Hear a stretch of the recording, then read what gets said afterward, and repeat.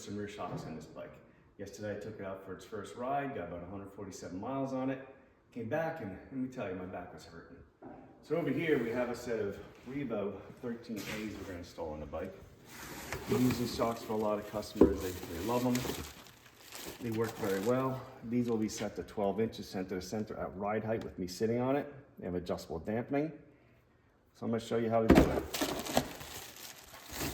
First thing we're going to do is remove the saddlebags.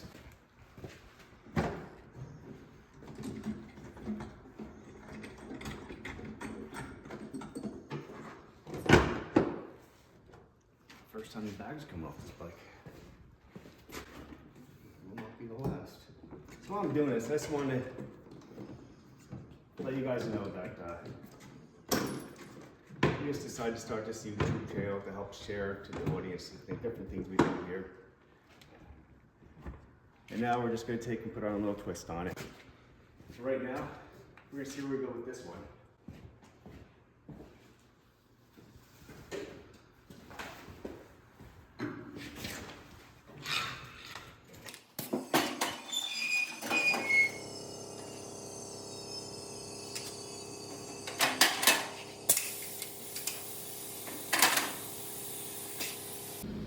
Right, the first thing we'll do is we're going to get the bike jacked up a little bit, securely tied down, and rotate my rear tire. We're going to remove these shocks.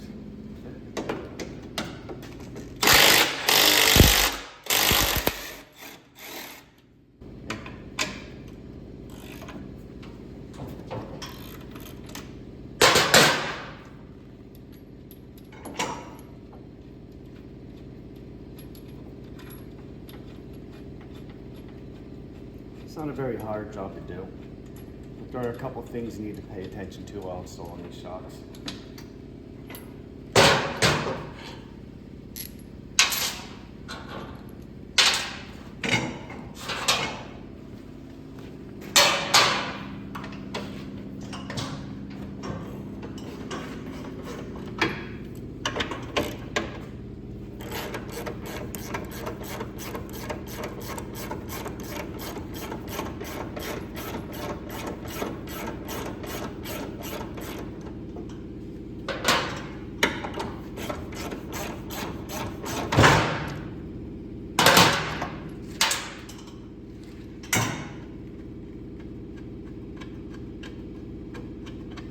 The funny thing is Harley requires Loctite on these bolts. The other funny thing is there isn't any. So now we've got the old shocks off.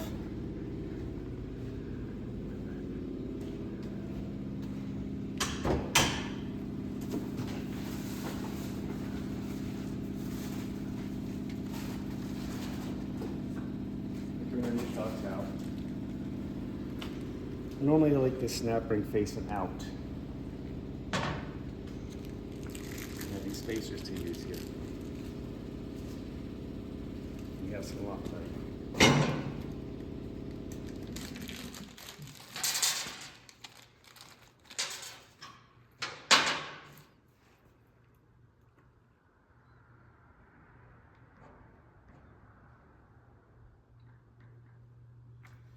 When we install these, it's a small washer out there.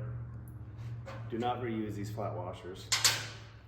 If they have flat washers, or lock washers from the factory, you can reuse them.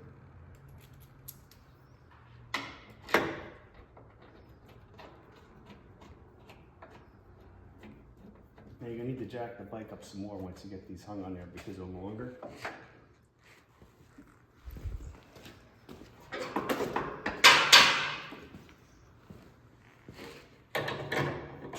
Longer so they have more travel to give it a little more dampening.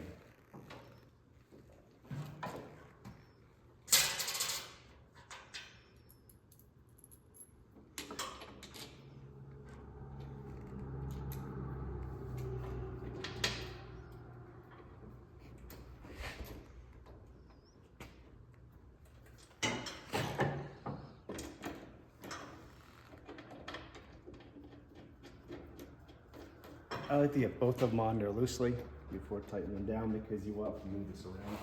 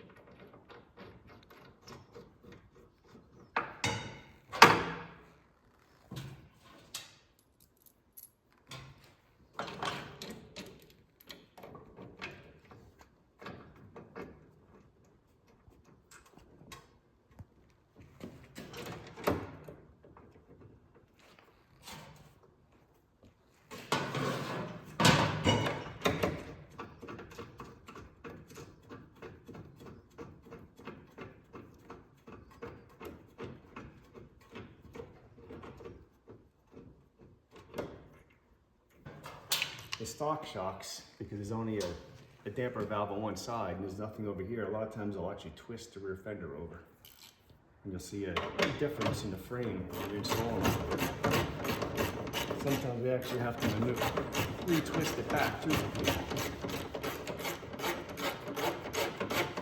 These have dampening, the same dampening on both sides, so it's equal pressure put onto the rear of the chassis of the bike.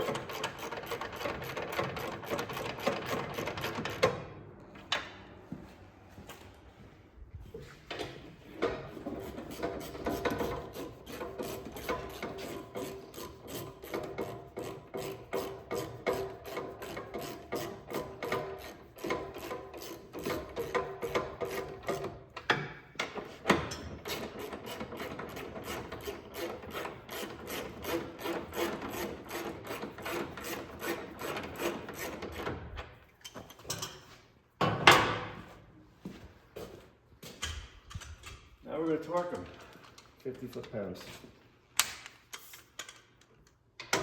Very important.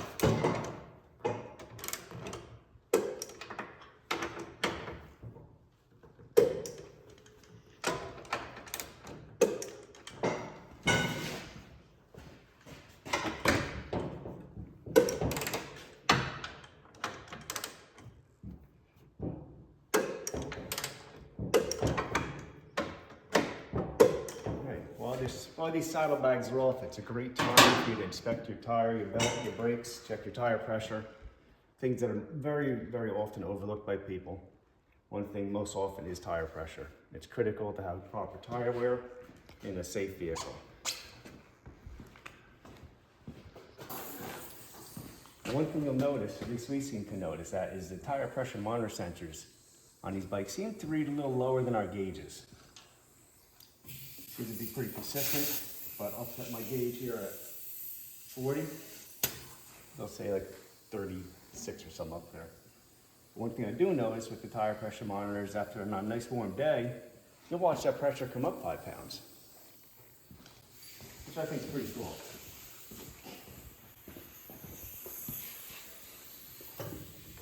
That rim is dirty already.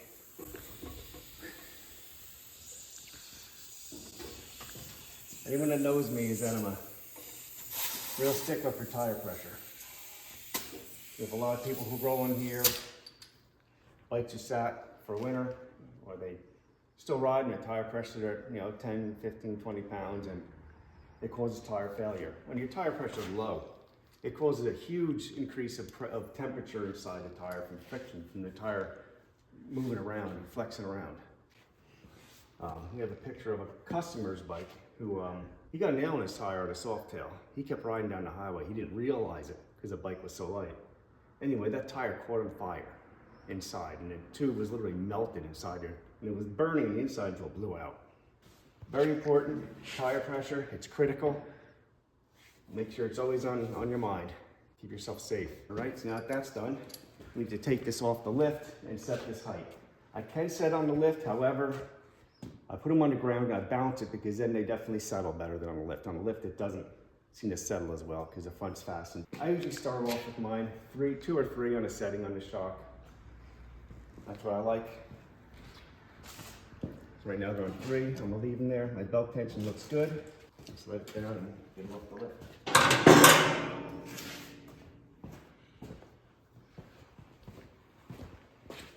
Trying to what? Trying to keep up with you. We're rolling.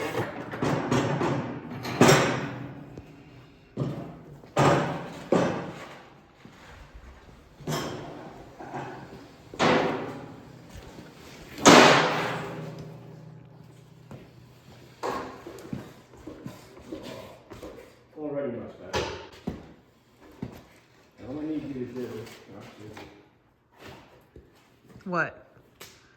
You need me to sit on it? What we need to do is, Oh. I need to sit on it. Jay needs to measure from here to here. And center to center. That bolt needs to be 12 inches when I'm sitting on there. If you want to go flat to flat, as long as you're 12 inches. So I'm going to sit on it and she's going to measure it. Go ahead. We don't have any stands yet, so we're a little crude on our filming. But that should be pretty close to 12 center to center. Is that, Jay? Yes.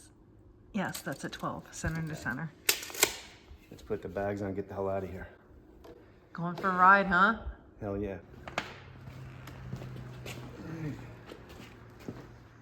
One other thing before I forget. With these shocks, they have a spherical ball end as a thing there. You want to make sure you lube these every once in a while with like a light oil or chain lube or something, just so they don't get squeaky and rusty.